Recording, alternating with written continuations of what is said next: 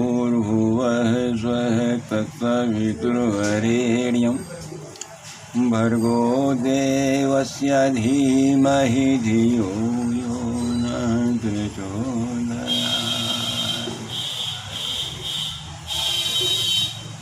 नमस्ते मॉर्निंग में आपका आदित्य मिश्रा 8577-05-91-23 स्वागत करते हैं।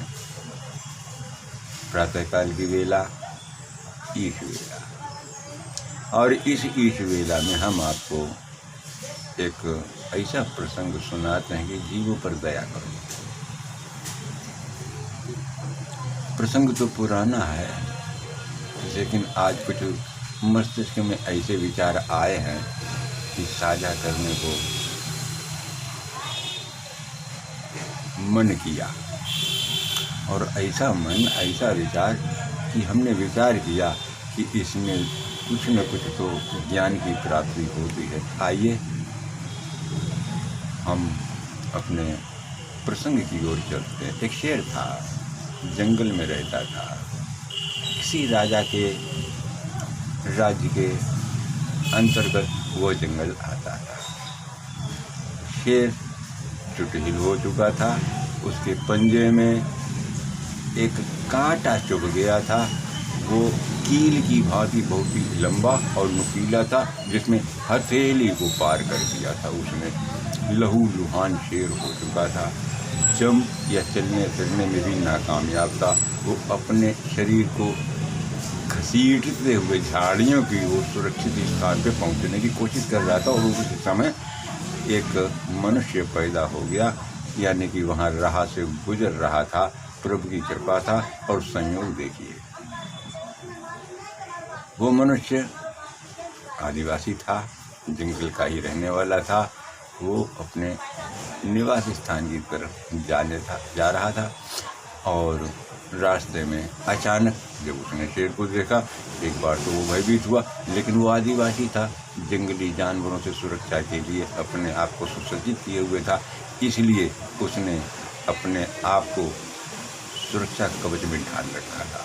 वो इस समय किसी भी तरह के शेर के हमले को चुनौती दे सकता था। वो ऐसी आभा में था, ऐसी मुद्रा में था। अचानक ये सब करते हुए जब उसकी निगाहें चौकन्नी हुई, उसने चारों तरफ देखा, कनखियों से इधर उधर देखा। उसे खून के छींटे नजर आए। खून के छींटे को देखते हुए वो शेर की तरफ निगाह जब उसकी पहुंची, शेर कराह रहा था। अपने पंजे को उठाए हुए वो बहुत ही कष्टदायक स्थिति झेल रहा था। वो मनुष्य धीरे से एक कदम बढ़ाता हुआ शेर के पास पहुंचा, और शेर के पास पहुंचने के बाद में उसने उसको देखा। हम बताते चलें आपको, हम भले ही अंग्रेजी नहीं जानते, हम भले ही मलयालम नहीं जानते, हम भले ही तेलुगु नहीं जानते, या भले ही हम किसी भाषा को नहीं जानते, लेकिन फिर भी हमारे पास में कुदरती रूप से कुछ ऐसे इशारे होते हैं जो आँख से किए जाते हैं, चेहरे से किए जाते हैं, और शरीर हरकत भी उन इशारों को करती है।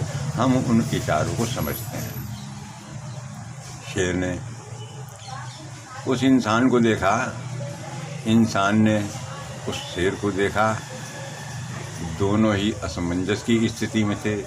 शेर भी समझता था ये मेरा शिकार है, और इंसान भी समझता था इससे मुझे खतरा है, लेकिन वो चुटहिल है, इसकी मदद करना चाहिए। कष्ट में फंसा हुआ है, इसकी मदद करना चाहिए। कभी भी कोई भी नेकी का किया हुआ काम जाया नहीं होता। उसके मस्तिष्क में जब ये विचार आए, वो शेर के पास में गया, और उसने धीरे से इशारे से शेर के ऊपर हाथ फिराया। शेर समझता था ये मेरा क्या अहित कर सकता है, और इंसान तो सतर्क था। उसने धीरे से शेर के पंजे को हाथ में लिया। शेर को तो पीड़ा का इतना एहसास था कि वो उसको झेल रहा था, उस पीड़ा को शांत करने के लिए वो इंसानी मदद चाहता था। कुदरती वातावरण होता है जिसको जहाँ से राहत होती है वहाँ उसका मन रम जाता है, और शेर ने उसका कोई भी अहित नहीं किया और उसको कांटा निकालने में पूरी मदद की। आखिरकार उस मनुष्य ने उस शेर के पंजे का कांटा निकाल दिया। शेर अपने पंजे को चाट रहा था और बड़े ही आत्मीयता से उस मनुष्य को देख रहा था और धन्यवाद दे रहा था। धन्य हो प्रभु, कष्ट से निवारण कर दिया था। ऐसा वो आदि मानव। समय रुकता नहीं, निरंतर चलता रहता है। मैं आपको बता भी चुका हूँ। जब फेर हुआ समय का, राजा ने उस जंगलात को सौंदर्य स्थल में बदलने के लिए अपने अनुचरों को आज्ञा दी, इन झाड़ियों जंगलों को या इनके रहने वाले जीव जंतु प्राणी कुछ भी है, अगर वो बाधा डाले तो उनको कैद कर लिया जाए और इस स्थान को साफ करके एक तालाब सुंदर और आसपास वृक्ष, कुछ ऐसा बाग, एक पर्यटन स्थल, कुछ ऐसी राजा के दिमाग में कल्पना आई। और जब मस्तिष्क में विचार आया तो उसी के अनुरूप राजा ने उस स्थान को परिवर्तित किया। जिन जिन लोगों ने उसमें बाधा डालने की कोशिश की, वहाँ से हटने की नहीं कोशिश की, उनको पकड़ लिया गया। पक्षियों को, जैसे कि चिड़ियाघर होता है या और भी व्यवस्थाएं राज्य में बनाई जाती हैं, उस हिसाब से सबको उनका अपना अपना स्थान दे दिया गया।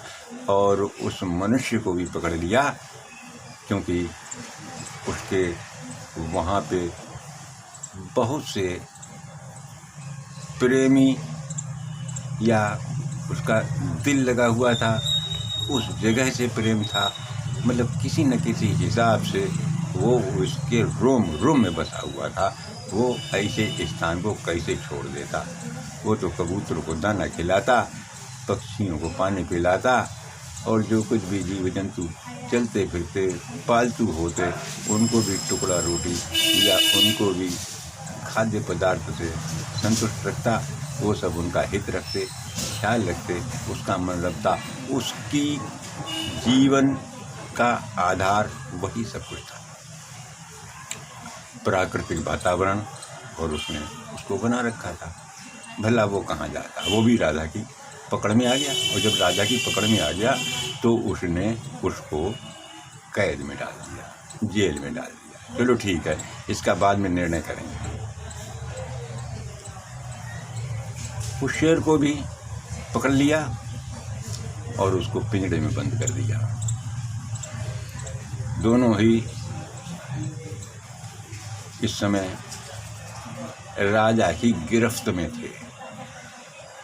आखिरकार राजा ने कहा कल सुबह सुनवाई होगी।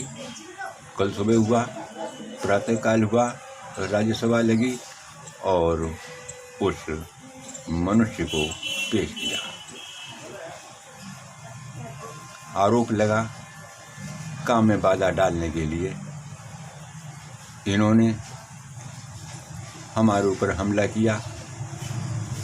उससे पूछा, मैंने अपना बचाव किया। उसने ये जवाब दिया, हमला मैं क्या करता, मैं तो अपना बचाव कर रहा था, अपने संगी साथियों का बचाव कर रहा था। मैं तो वहाँ से जन्म से हूँ, मेरे तो वहाँ मन मस्तिष्क और आत्मा सभी कुछ रमी हुई है। मैं उस स्थान को कैसे छोड़ देता। आप जैसी इच्छा हो वैसी आज्ञा करें। राजा ने उसको मृत्यु दंड सुनाया। आपने मेरे नियम का उल्लंघन किया, आपने मेरे काम में बाधा डाली, इसलिए हम आपको मृत्यु दंड देते हैं।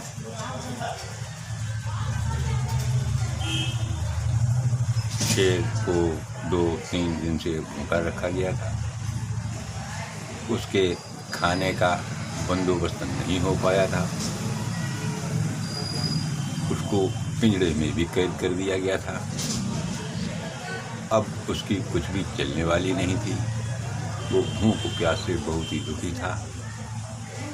और इधर राजा ने उस मनुष्य को उसके सामने पेश किया, क्योंकि उसे मृत्यु दंड दिया गया था। हम आपको बताएं, राजा के अनुचरों ने शेर को खोला, ये तो भूखा है कि तो झपट में इसको खा जाएगा। लोग अपनी अपनी प्रतिक्रियाएं व्यक्त करने लगे। और शेर जब निकला, उसने सामने खड़े हुए आदमी को देखा।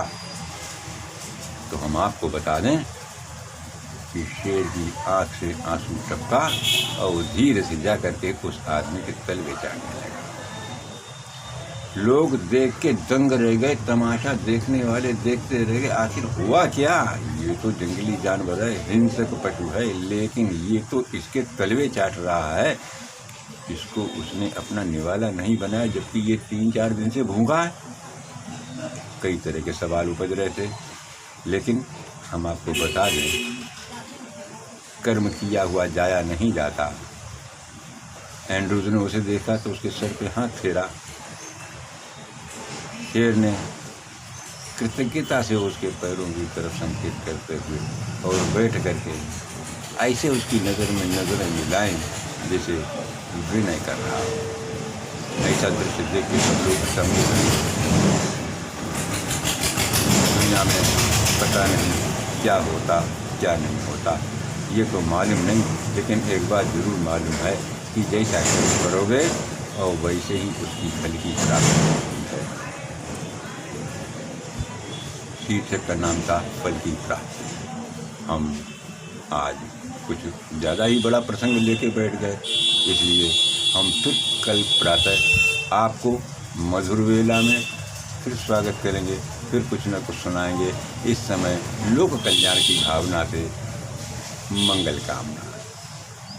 सर्वे भवन्तु सुखिनः, सर्वे सन्तु निरामया, सर्वे भद्राणि पश्यन्तु मा कश्चित् दुःखभाग् भवेत्। ओम। लाइक करें, शेयर करें, सब्सक्राइब करें, बेल आइकन दबाना ना भूलें।